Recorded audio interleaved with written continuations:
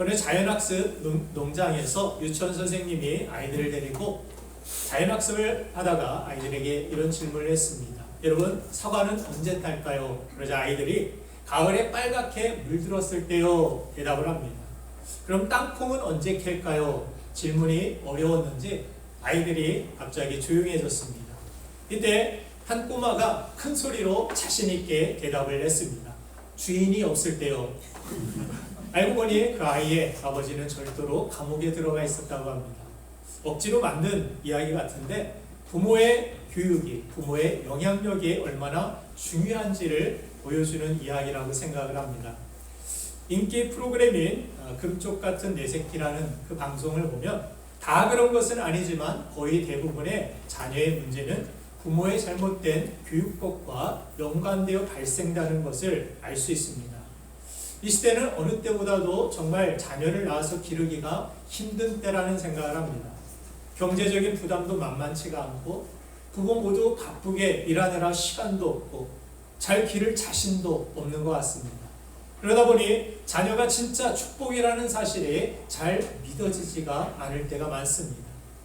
요즘 젊은 부부들은 아이를 낳는 것을 미리 포기해서 저출산으로 인해 사회적인 문제가 극심해지고 있다고 이야기합니다.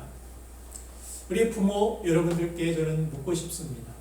정말 성경의 말씀처럼 자녀는 우리에게 축복입니까? 아니면 짐입니까? 축복입니다. 아멘. 성경은 시대가 바뀌어도 환경이 달라져도 자녀는 하나님이 주신 축복이라고 말씀하고 있습니다. 오늘 본 말씀 시편 127편 3절 말씀을 같이 한번 읽어보도록 하겠습니다. 시작. 보라, 자식들은 여호와의 기업이요 때의 열매는 그의 상급이로다. 아멘.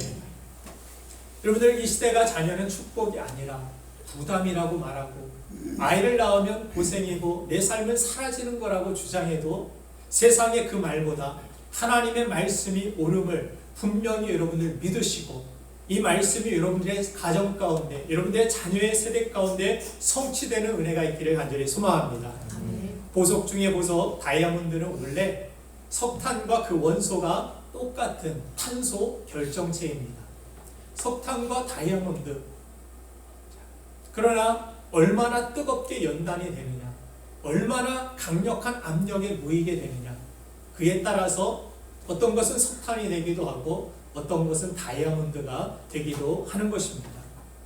우리의 자녀를 석탄처럼 양육할 수도 있고 다이아몬드처럼 양육할 수도 있습니다. 특별히 오늘 어린이 주일을 맞이하여서 부모의 모든 것을 다 주어도 아깝지 않을 금쪽 같은 우리 자녀들이 우리 부모의 축복일 뿐만이 아니라 세상에 축복된 존재로 사는 은혜가 있기를 주님의 이름으로 축복합니다. 그러면 오늘 우리 자녀들을 빛나는 다이아몬드처럼 세상에 선한 영향력을 끼치는 축복된 존재로 양육하려면 어떻게 해야 될 것인가? 오늘 성경은 두 가지 교육 방법을 우리 부모들에게 말씀해 줍니다. 그 첫 번째는 바로 우선순위를 가르치라고 말씀합니다. 오늘 본문을 다시 보면 자녀는 근본적으로 하나님이 주신 선물이며 기업이며 부모에게 맡겨진 존재라고 가르쳐주고 있습니다. 자녀들은 우리가 주인이 아닙니다. 우리의 소유가 아닙니다. 우리는 기업이 된다라고 성경은 말씀합니다. 예수님의 어머니 마리아가 평생 예수님을 낳아 기르면서 얼마나 조심스러웠을까, 그 마음을 한번 헤아려 봅니다. 아마 하나님께 위탁받은 존재임을 늘 명심하면서 하나님의 뜻에 합당하게 말하고 행동하려 하지 않았을까, 그런 생각을 합니다. 무슨 말을 할지라도, 무슨 어떤 교육을 하고 어떤 것을 먹을 때나 마실 때나 무엇을 할 때든지 아마 마리아는 예수님에게 하나님의 뜻을 생각하고 하나님의 마음이 무엇인지, 하나님의 인도하심이 무엇인지를 가르치고 이끌려고 생각하며 교육을 했을 것입니다. 부모가 마음대로 길러서 되는 존재가 아님을 기억했을 것입니다. 이처럼 우리에게 자녀라는 기업을 맡겨주신 사장님은, 회장님은 바로 하나님이심을 우리가 알아야 합니다. 회사에서 과장이 자기가 사장인 것처럼 기업을 자기 뜻대로 운영하는 것은 잘못된 일인 것처럼 우리 부모가 가장 먼저 해야 할 일은 기업의 주인의 뜻이 무엇인지를 바로 알아야 되고 그 뜻대로 운영하여 행동하는 것이 중요한 것입니다. 부모가 하나님처럼 자기 감정대로 처리하고 자기 뜻대로 자기 욕심대로 결정하는 것이 아니라 문제가 있으면 하나님께 기도로 간구하고 엎드려야 됩니다. 어떤 진로를 놓고 또 자녀와 함께 하나님의 인도하심을 구하며 하나님이 원하시는 것이 무엇인지를 고민하는 그런 시간들이 우리 가정 가운데, 교육 가운데 필요한 것입니다. 성경은 그것을 한마디로 경외함이라고 말씀합니다. 하나님의 생각이 무엇이지? 이 일을 추진하고 이 선택을 하려고 하는데 하나님이 원하시고 기뻐하시는 것이 무엇이지? 모든 상황, 모든 선택, 모든 시간 속에서 하나님을 의식하고 하나님의 계획과 하나님의 뜻을 알려고 하는, 하나님을 인식하는 그 모든 것들이 바로 하나님을 경외함이라고 말씀합니다. 그래서 잠언서 1장 7절 말씀을 보면 여호와를 경외하는 것이 지식의 근본이라 이야기합니다. 어떤 세상의 교육보다 이 기초, 이 근본이 바로 되지 아니하면 아무리 많은 지식과 정보를 가져다 준다 할지라도 그 가운데 바른 지식이 무엇인지를 선택해내고 구별해낼 수가 없는 것입니다. 기본이 잘못되어 있고 방향이 잘못되어 있는데 아무리 거기에다가 물량을 쏟아 부은다 할지라도 잘못된 결과가 나올 수밖에 없다는 것입니다. 그래서 미련한 자는 지혜와 훈계를 멸시하게 된다라고 세상에 가장 지혜롭다고 하는 솔로몬의 잠언서에서 솔로몬은 그런 고백을 하고 있습니다. 하나님 경외하는 것, 하나님의 중심 우선순위를 가지고 살아갈 때 세상의 삶에서도 인간 관계 속에서도 그 우선순위를 바로 잡을 수 있고 해결해 나아갈 수 있다라고 이야기하는 것입니다. 그래서 부모는 하나님을 경외함을 자녀에게 가르치고 하나님과 자녀 사이에서 중간 역할을 하는 존재라는 사실을 우리는 꼭 알아야 하는 것입니다. 맡겨진 존재이기 때문에 하나님과 이 자녀 사이를 어떻게 연결시켜야 됩니까? 그것을 고민해야 되고 그것을 위해 힘써야 된다는 것입니다. 그것이 신앙 교육이라고 이야기하는 것입니다. 자녀가 정말 하나님 주신 축복이라면 그 자녀가 축복된 존재로 하나님의 기대대로 성장할 수 있도록 하나님의 뜻을 가지고 양육할 수 있어야 하는 것입니다. 출애굽기 10장 10절부터 11절을 보면 우리 자녀 교육이 신앙 교육이 정말 어려운 이유가 무엇인지 우리에게 말씀해주고 있는데 한번 같이 읽어보겠습니다. 시작. 아브라함과 그들에게 이르되 내가 너희와 너희의 어린아이들을 보면 여호와가 너희와 함께하는 것 같으니라. 보라, 그것이 너희에게는 나쁜 것이니라. 그렇게 하지 말고 너희 장정만 가서 여호와를 섬기라. 이것이 너희가 구하는 바니라. 이에 그들이 바로 앞에서 쫓겨나니라. 우리가 하나님 앞에 예배하러 가야 된다 그랬더니 바로가 그러지 말아라. 아이들은 남겨두고 너희 장정들 어른들만 가가지고 예배를 드리면 된다. 그렇게 아이들을 볼모로 붙들려고 하는 바로의 모습을 성경은 기록하고 있습니다. 왜 그렇습니까? 자녀의 신앙 교육이 가정의 미래이기 때문입니다. 교육이라는 것은 미래를 두고 투자하는 일입니다. 교육이라는 것은 미래를 꿈꾸는 사람들이 하는 것이고 미래에 좋은 것을 얻기 위하여서 교육을 받고 교육을 하는 것입니다. 신앙 교육이 마찬가지입니다. 악한 마귀는 가정의 미래를 망치기 위해서 자녀들을 볼모로 붙들려고 하는 시도가 있다는 사실을 성경은 우리에게 가르쳐 주는 것입니다. 그래서 다시 말해서 자녀의 신앙 교육은 영적인 전쟁이라는 것을 의미하는 것입니다.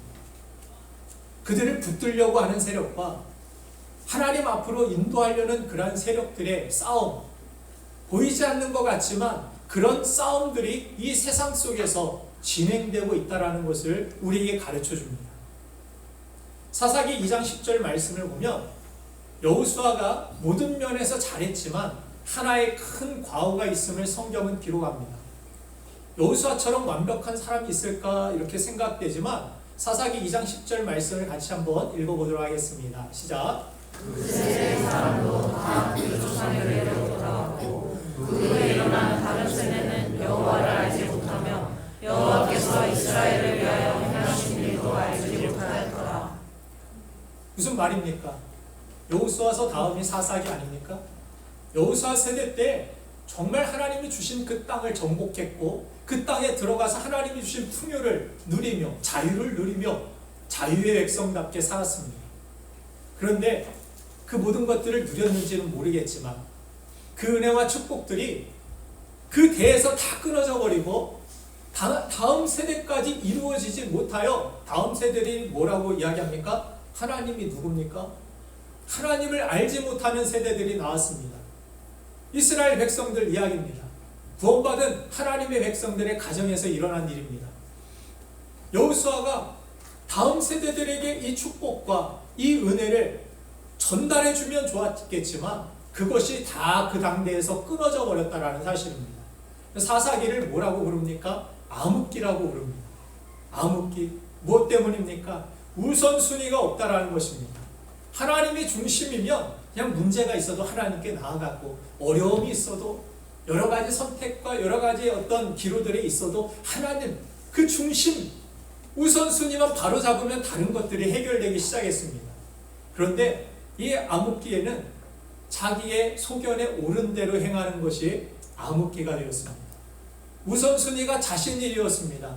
자신의 생각, 자신의 경험, 얼마나 부족합니까? 자신의 경험이, 자신의 생각이, 자신의 지식이 얼마나 그 한계가 있습니까? 거기에서 선택하고 거기에서 살려고 하니까 문제가 발생하기 시작합니다. 하나님의 지혜, 하나님의 지식, 하나님의 방법 안에서 모든 것들을 해결하고 선택에 나아갔을 때는 안 되는 길 속에서도 하나님은 길을 내어주셨습니다. 안 되는 일도 하나님은 되게 하여 주셨습니다. 그런데 인간의 지식만 가지고 인간의 경험만 가지고 살려니까 사사기가, 암흑기가 이스라엘 백성들 그 가정에 찾아오게 되었다라고 성경은 말씀해 주는 것입니다. 이 우선순위가 없을 때 미래가 어두워진다는 것을 우리에게 분명히 보여줍니다. 성경을 보면 그래서 자녀 교육에 실패한 몇몇 사람들이 대표적으로 나오는데 엘리 제사장의 이야기를 여러분들이 한번 좀 들어보셨으리라 생각됩니다. 그 당시에 제사장입니다. 이스라엘의 영적인 지도자였습니다. 그러나 그의 두 아들 홈니와 비느하스는 하나님을 알지 못했고 죄만 짓다 하나님께 심판받아 죽게 되었습니다. 사무엘상 2장 12절 말씀을 보면 엘리의 아들들이 행실이 나빠 여호와를 알지 못했다라고 이야기합니다. 하나님이 얼마나 존귀하고 소중한 분인지 모르고 제멋대로 살았다라는 이야기입니다. 그런데 그들이 이런 행동을 한 이유가 신앙교육의 부재 때문이라고 성경은 말씀합니다. 사무엘상 3장 13절 말씀을 한번 같이 읽어보겠습니다. 시작. 내가 그의 주를 영원토록 칭찬하겠다고 그에게 말한 것은 그가 아는 죄야 때문이니 이는 그가 자기의 아들들이 저주를 결정하되 그만하지 아니하였습니다. 아멘. 엘리 제사장 가정의 이 몰락은 하나님을 경외하는 자녀 교육을 하지 않았다. 마음대로 해도 브레이크를 걸지 않았다. 그냥 사랑스럽고 예쁘니까 금쪽 같은 내 새끼니까 오냐 먹고 싶으면 먹고 교회 가기 싫으면 가지 말고 힘들면 하지 말고 네가 원하는 대로 해. 이것은 교육이 아닙니다. 이것은 사랑이 아닙니다. 이것은 방치이고 방임이며 맡은 자로서의 그러한 소임을 이것은 회피하는 일입니다. 어떻게 됐든 자신의 어떤 지혜와 자신의 방법과 자신의 모든 것들을 동원해서라도 자신이 자녀 앞에서 눈물을 흘리면서 정말 애원을 해서라도 하나님 앞에 그러면 안 된다라고, 하나님 앞에 엎드려서 너희가 그렇게 바로잡지 않는 한 나는 계속해서 금식하며 너희가 돌이키지 않는 한 내가 설령 굶어 죽는다 할지라도 너희 하나님 앞에 살아야 된다라고 그 우선순위를 바로 가르쳐줘야 되는데 그것쯤이야 뭐 너희들 나중에 뭐 때가 되면 정신 차리겠지, 나중에 뭐 때가 되면은 알아서 하겠지. 그 방임이 아이들을, 자녀들이 죽게 만들고 그 가정이 몰락하게 만드는 일이 돼버렸다라는 사실입니다. 이처럼 한 가정의 미래가 자녀 양육에 달렸다라는 것은 부모인 우리에게 참으로 두려운 이야기가 아닐 수 없습니다. 그러기에 우리는 기회가 있을 때 앉을 때나 설 때나 영적인 우선순위를 가르쳐 줘야 된다라고 성경은 말씀해 주고 있는 것입니다. 지금은 공부만 열심히 하다가 나중에 시간이 되면, 나중에 좋은 대학 가고 직장 생활하고 네가 여유로워지면 신앙생활하면 된다라고, 그런 안일한 생각을 할 일이 아니다라는 사실입니다. 중요한 시기에 신앙의 교육의 때를 놓치게 되면 점점 더 어려워짐을 느끼지 않습니까? 지금도 말을 안 듣는 애들이 나중에 크면은 스스로 말을 잘 듣겠습니까? 그 중요성을 스스로 잘 알겠습니까? 그런데 이와 반대로 한 시대에 하나님께 위대하게 쓰임받았던 사무엘이라는 아이는 하나님을 경외하는 이 신앙 교육을 통하여서 하나님께 영광을 돌리고 한 나라의 영적인 지도자로서 선한 영향력을 나라 전체에 미치는 사람이 되었다라고 성경은 대조하여 말씀해 줍니다. 사무엘상 2장 18절 말씀을 한번 보면 같이 읽겠습니다. 시작.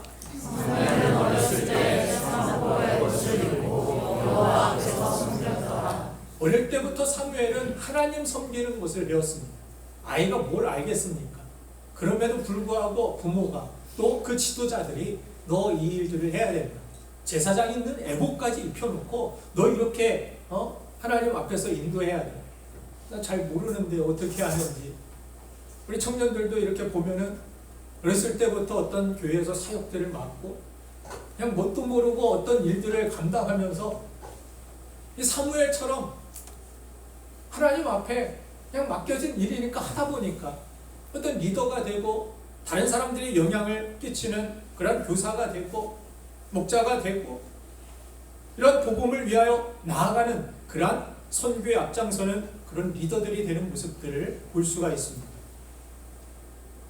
어릴 때부터 뭣도 몰랐지만 그것이 우선순위니까 그냥 다른 것 모릅니다. 구체적인 어떤 그게 왜 그런 의미가 있는지, 이 일을 왜 해야 되는지 다 설명할 수도 다 이해할 수도 없는데 하다 보니까 그 앞에서 우선순위를 배우게 되었고 사무엘은 그 우선순위를 가지고 나아가 하나님께 영광을 돌리는 인생이 되었다라고 성경은 우리에게 말씀해 주는 것입니다.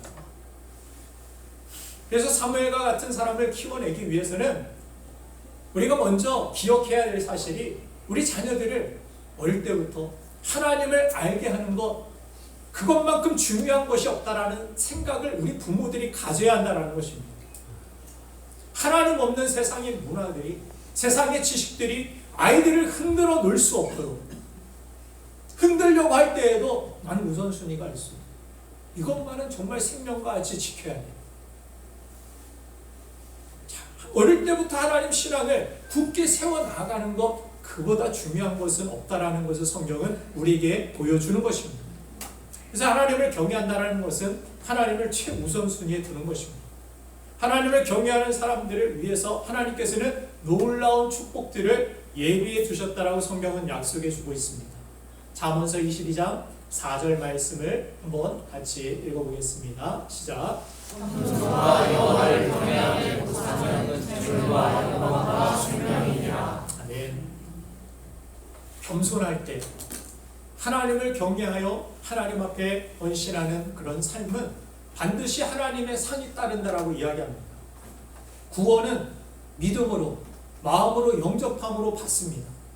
믿습니까? 다른 행위, 어떤 행위도 구원을 하나님 앞에 받을 사람은 아무도 없습니다. 그러나 상과 축복과 이 모든 개념들은 다른 것입니다. 상과 축복과 쓰임받는 그러한 모습은 순종으로, 헌신을 통하여 하나님께서 쓰시고 또한 일하신다라는 사실을 성경 전체에서 우리에게 보여줍니다. 그래서 사도 바울도 이야기하죠. 나는 부르심의 상을 향하여 달려간다. 하나님이 주신 상을 바라보고 우리가 믿는 자들은 그 부르신 하나님께서 주시는 상이 있다라는 사실을 믿어야 할지니라고 성경은 말씀합니다. 하나님 믿는 사람들은 구원의 은혜만 누릴 것이 아니라 하나님의 상, 부르심의 상을 향하여 부름에 합당한 삶을 살기 위하여서 힘쓰고 노력하며 열정을 가지고 달려나가야 하는 것입니다.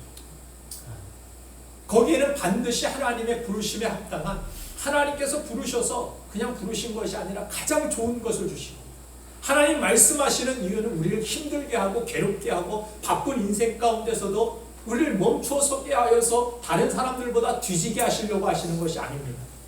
말씀하실 때, 말씀을 보내주실 때마다 하나님은 그들에게 회복을 허락하셨고, 또한 그들에게 축복과 기적과 승리를 하나님께서 맛보게 하셨습니다.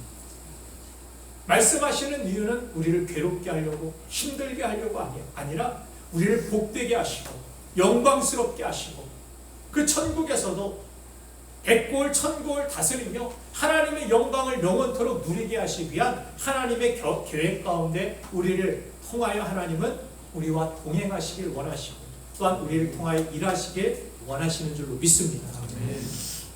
그래서 믿음으로 하나님 앞에 지난 시간 아직카라에 대하여서 말씀을 드렸듯이, 우리가 하나님 앞에 작은 것을 헌신했는데도 그 전체를 받으시고 축복하신 하나님, 그 경외함, 그 순종함을 통하여, 그 헌신들을 통하여 놀라운 일들을 이루시는 하나님이심을 우리는 배운 바 있습니다.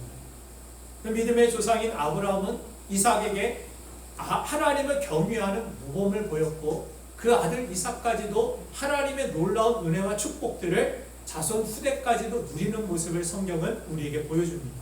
창세기 22장 12절 말씀을 보면 하나님께서 말씀하신 대로 아브라함이 순종하자 그가 하나님을 경외하는 줄을 내가 알았다라고 이야기합니다. 그래서 독자 아들을 제단 제물로 바치라는 그 명령, 얼마나 모순적이고 얼마나 상식적이지 않은 일입니까? 집에서 장난감 가지고 이렇게 놀고 있는데 갑자기 모리아산에 끌려와가지고 제단에 붙들려서 꼼짝 못하고 누워있고, 아버지는 칼을 갈고 있고, 이삭은 누워서 무슨 생각을 했을까요? 아버지가 제정신이 아닌 건 아닙니다. 여러분들 자녀들도 위에 어린 아이들도 이렇게 돌아다니고 있는 모습을 보는데 아이들이 뭘 알겠습니까? 지금 설교도 잘 못 듣고 돌아다니고 있어요. 여러분들 자녀들도 이 교회로 나올 때 집에서 게임하고 싶은데, 놀고 싶은데, 이 시간 데리고 나와가지고 부모님만 가면 되지, 왜 나까지 끌고 와가지고 거기다가 수요 예배 막 새벽 예배까지 데리고 나오는 우리 어른들이 있어요. 부모님들. 복된 줄 믿습니다. 그게 왜 복되냐면, 저도 어릴 적에 새벽 예배, 초등학교 때 막 이렇게 부모 세뇌에 끌려서 또 새벽 예배 나가다 보면 새벽에 막 깨우면 정신이 없고 속이 미식미식거렸고 힘듭니다. 어려워요. 이 일을 왜 해야 되는지, 이 사람들 왜 이 새벽부터 나와가지고 그래야 되는지 이해가 안 갔습니다. 우리 부모님은 왜 이런 고생을 사서 하시는지 이해가 안 됐습니다. 그런데 세월이 지나고 나니까 그게 얼마나 소중한 것인지, 무엇을 위하여 인생이 그렇게 달려가야 되는지 생각하게 되었고, 제 인생을 돌아보고 제 인생의 방향점을 잡는데 아주 귀한 교훈이 되었고 교육이 되었음을 저는 깨닫습니다. 제가 세상에서 방황했을 때에도 그 부모님들의 기도가, 그 헌신들이 생각나면서 그것이 울타리가 되어서 하나님께로 돌아오는 그러한 길이 되어주는 것을 저는 스스로도 깨닫게 되었습니다. 하나님을 경외했을 때 자신뿐만이 아니라 그 다음 세대들까지도 그 영향이 고스란히 교육이 되어 길이 되어 나아가는 모습, 흘러가는 모습이 있다는 것입니다. 그래서 창세기 22장 18절 말씀을 보면 하나님께서 경외한 아브라함에게 그런 축복을 주시죠. 또 내 씨로 말미암아 천하 만민이 복을 받으리니 이는 내가 나의 말을 준행하였음이니라 하셨다 하니라. 사랑하는 여러분들, 여러분들의 자녀가 홈리와 비누아스의 길이 아니라 사무엘의 길을 걸어갈 수 있도록 이삭과 같은 어디로 가든 하나님의 복이 넘치는 축복된 존재로 살아갈 수 있도록 세상의 악한 문화가 아이들의 영혼을 자각하기 전에 우리 자녀들의 가슴 속에 하나님을 아는 지식이 채워지도록 여러분들 교육하시기를 힘쓰시길 바랍니다. 바쁘고 힘들고 뭐 어렵다고 해도 투정 부려도 그냥 업고 와서 꽁꽁 싸매고 와서 예배하게 하십시오. 그 중심을 가르치십시오. 이게 중요해. 지금 네 피곤함과 네 뭐 다른 어떤 일보다 이게 더 중요해. 이거 가르쳐 줘야 됩니다. 더 시간이 지나기 전에. 그래서 하나님 없는 세상 문화, 세상의 지식들이 아이들을 흔들 수 없도록 하나님을 경외하는 자녀로 교육하시기를 간절히 바랍니다. 그때 하나님을 경외하는 가정 절대 실패하지 않습니다. 하나님께서 여러분들의 자녀를 지키시며 크게 사용하여 주실 줄 믿습니다. 두 번째 마지막으로 한 가지 더 우리가 가져야 될, 부모들이 가져야 될 교육 방침은 바로 이웃을 사랑하는 배려라는 것입니다. 배려라는 것은 한마디로 내 자신만이 아니라 다른 사람, 이웃들을 생각하고 그들의 필요와 그들을 세워주기 위한 어떤 노력들을 뜻하는 것입니다. 많은 학생들이 너 꿈이 뭐야? 이렇게 물으면은 대부분 자신의 원하는 직업을 이야기합니다. 나는 뭐가 되겠습니다. 뭐가 되겠습니다. 그런데 그 꿈이 이루어지면 뭐 할 건데? 이렇게 물어보면 좋은 아파트에서 좋은 차 타고 먹고 싶은 거 다 먹으면서 여행 다니고 싶고 그럴 거라고 이야기합니다. 다 좋다. 다 좋은데 그리고 나면 뭐 할 건데? 그 직업 가지고 그 돈 가지고 너 뭐 할 건데? 그냥 뭐 집에서 큰 집 사다가 좋은 차 타다가 배불리 먹다가 이리저리 돌아다니다 그렇게 죽는 그런 인생, 그것이 너의 가장 큰 꿈이고 비전이냐? 제가 미국에 있을 때 비버리힐스에 사는 이 집사님들 보면은 저택에 사십니다. 저택. 그냥 집이 아니에요. 이 교회 한 두세 대만한 그런 집들에서 방을 셀 수도 없는, 한 두세 식구 사는데 방이 막 10개 이상씩 뭐가 그렇게 필요한지 그런 집들에 살면서 앞에는 큰 수영장이 있습니다. 그런데 정작 자신은 사업하느라 바빠가지고 본인은 수영장에 별로 들어가 본 적이 없다라고 합니다. 그 좋은 소파, 그 좋은 수영장, 좋은 그런 집들의 모든 문화들을 누리는 사람은 그 집에서 일하는 메이드라고 합니다. 다 청소해놓고 정리 다 해놓고 땀나고 힘들면 수영장에 들어가서 수영하고 주인이 오기 전에 또 정리해놓고 그리고 돈 받아가지고 퇴근하고 자신은 다 누리면서 그 집에서 또 돈 받고 돈까지 받고 다 누리는, 정작 누리는 사람은 일하시는 분이라고. 본인은 그냥 소파에서 피곤해가지고 엎드려서 옷도 제대로 못 벗고 그렇게 다음날 또 출근할 때가 많이 있는데 누가 주인인지 모르겠다라고 이야기를 했습니다. 우리 인생 가운데 바쁘게 사는 거 좋습니다. 부유하게 사는 거 좋습니다. 그런데 바쁘게 부유하게 무엇을 위하여 사느냐, 그 목적이 분명하지 않으면 마치 땅을 파는데 삽질은 하고 있는데 너 왜 파? 그냥 파. 그냥 열심히 팝니다. 목적도 없이 비전도 없이 남들이 그냥 파니까 열심히 같이 덩달아 팝니다. 그만큼 우스꽝스러운 삶이 어디 있겠습니까? 성경은 모든 은사와 능력과 축복이 반드시 이웃을 위해 흘러갈 수 있어야 된다라고 말씀합니다. 그래서 고린도전서 같은 데를 보면은 하나님이 주신 성령의 은사들이 각 지체들에게 흘러갈 때, 사랑으로 다른 사람을 배려할 때, 고린도 교회의 문제점이 예전에도 말씀드렸지만 은사에 대해서 말씀드렸을 때 문제점이 무엇이었습니까? 자기 은사가 최고라고 이야기하면서 자기 받은 은사를 가지고 자기 자랑하고 자기를 나타내고 자기를 중심으로 파벌이 생기고 분열되었고, 그러면서 사도 바울이 이야기합니다. 우리가 잘 아는 고린도전서 13장 사랑장이라고 이야기하는 사랑은 오래 참고 이렇게 시작하며 사랑에 대한 이야기를 하는 것 같지만 은사에 대한 이야기입니다. 그래서 사랑은 사랑이 없으면 우리는 꽹과리 같다. 천사의 말을 하고 아무리 많은 방언을 하고 아무리 대단한 믿음이 있어도 사랑이 없느냐? 이웃을 향한 어떤 배려가 없느냐? 그것이 나에게 주신 은사와 축복들이, 나에게 주신 물질과 나에게 주신 힘과 나에게 주신 시간들이 이웃을 향해 흘러가고 있지 않느냐? 그러면 썩어지는 인생이 된다. 근사는 꽹과리 같다. 시끄러운 것이 하나님 앞에 시끄러운 것이 된다. 얼마나 안타까운 일입니까? 우리에게 주신 모든 것들은 하나님 주신 은사로 맡겨주신 것으로 생각하며 무엇을 해야 됩니까? 다른 사람을 향하여서. 자녀들도 마찬가지입니다. 자녀를 아까 맡겨주신 존재라고 성경은 우리에게 본문에서 말씀하여 주셨습니다. 맡겨주셨다. 너 주인이 아니다. 맡겨주신 그분의 뜻이 이루어질 수 있도록 우리 자녀들에게 무엇을 가르쳐야 되느냐? 바로 배려를 가르쳐야 된다는 것입니다.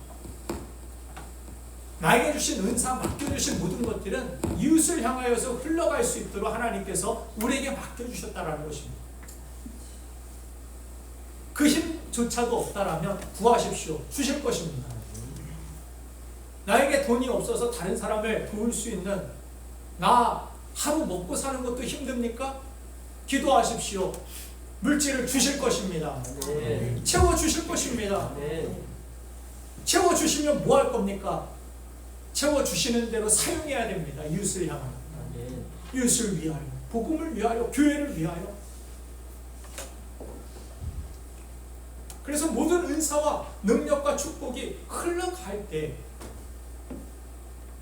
그것이 바로 하나님께서 그 파이프라인은 막히지 않도록 하나님께서 늘 채워주시고 공급해 주시고 녹슬지 않게 되는 것입니다. 그래서 이맘때가 되면 제가 아이들에게 자주 이야기하는 것이 공부에서 남수라는 이야기입니다. 더 잘 섬기기 위해 열심히 공부도 하라는 것입니다. 목표가 직업이 아니라 그 이상 하나님이 나에게 주신 비전, 다른 사람 다 많이 섬길 수 있는 사람 될 수 있다. 지금은 한 명 섬길 수 있지만 더 크게 꿈꿔라. 비전 5명, 10명을 내가 섬기고 도울 수 있는 사람 될 수 있다. 내가 그들을 세워줄 수 있는, 우리 교회도 작지만 그렇게 쓰임받고 섬기고 있지 않습니까? 우리 교회도 재정적으로 넉넉지 않지만 재정이 있는 대로 어려운 이웃 교회들을 위하여 사용하고 있고, 이번에도 여러분들 이 교회 일들이 있을 때 많이 참여도 해주시고 많이 관심을 가져주시고, 노동절이라고 쉬는 날 도배를 하고 하나님 앞에 헌신하며 쓰임받기 위하여서 나의 시간을 드리고 나의 헌신을 드리고, 교회 차량이 필요하다고 해서 없어서 못 드리시는 분들도 계시지만 그 없는 가운데도 최선을 다하여서 하나님 앞에 드리고 나아가는 그런 모습, 그러면서도 제가 차 한 대 다 그냥 통째로 다 드리지 못해서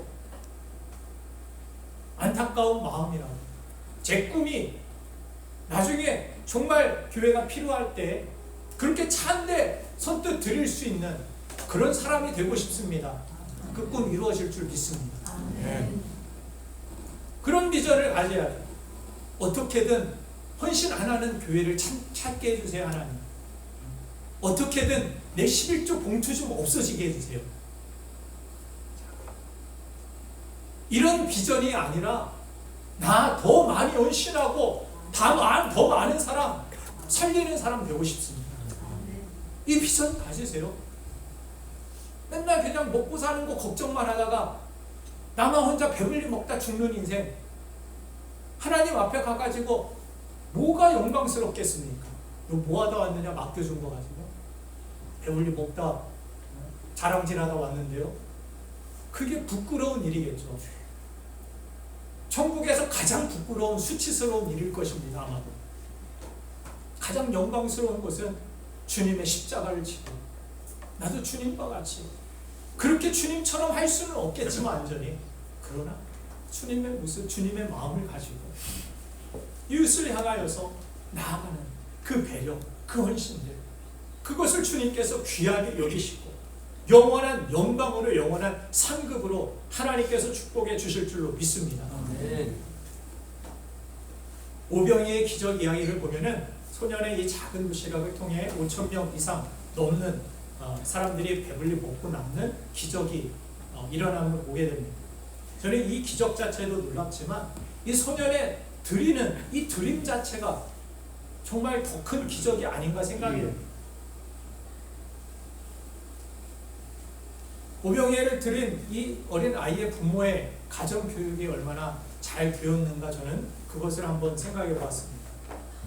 기독교 명문 가정이 아닌가.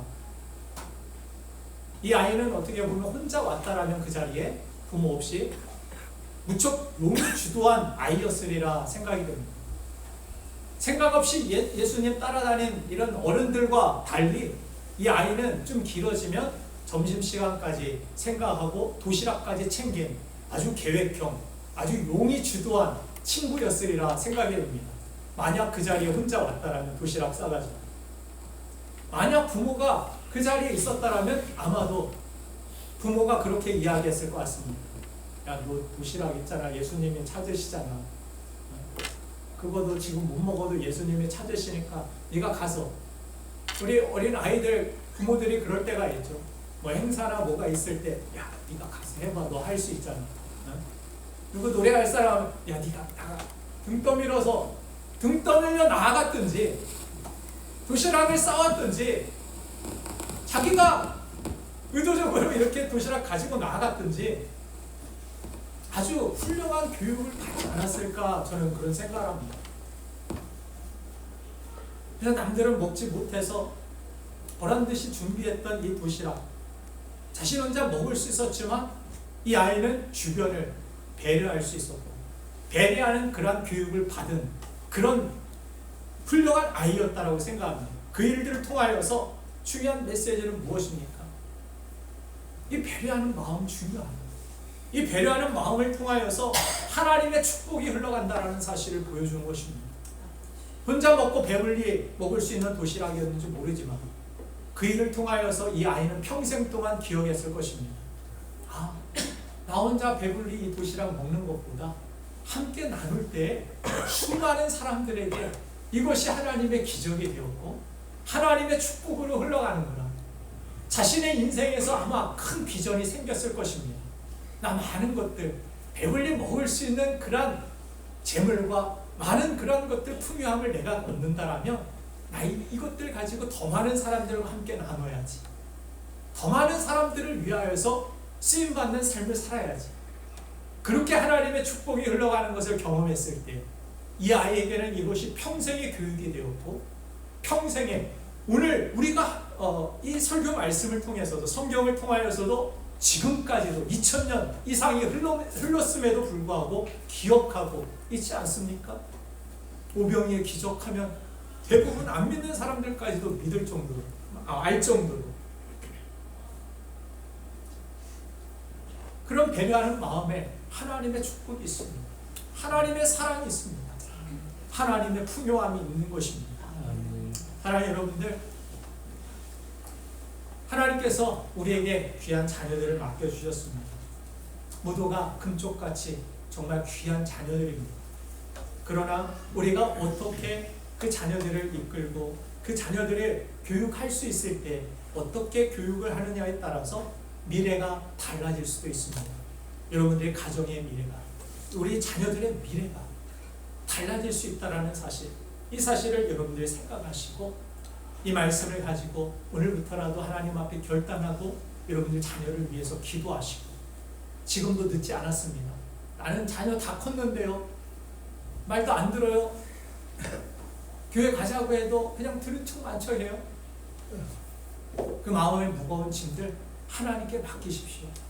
아까 우리 성가대 찬양했듯이 갈대상자와 같이 어쩔 수 없는 상황, 아이를 들킬 수밖에 없는 상황, 그 갈대상자에 담아서 하나님 손에 맡겨드려 흘려보낼 때 하나님께서는 그 부모의 믿음대로, 그 기대와 소망대로 그 모세를 누구보다 더 큰 하나님께 영광을 돌리고 쓰임받는 인물로 세워주셨듯이 여러분들의 자녀도 그렇게 하나님께서 역사해 주실 줄 믿습니다. 인도해 주실 줄 믿습니다. 포기하지 마십시오. 하나님의 능력 안에 안 될 것 없습니다. 하나님이 되게 하시면 됩니다. 기도하겠습니다.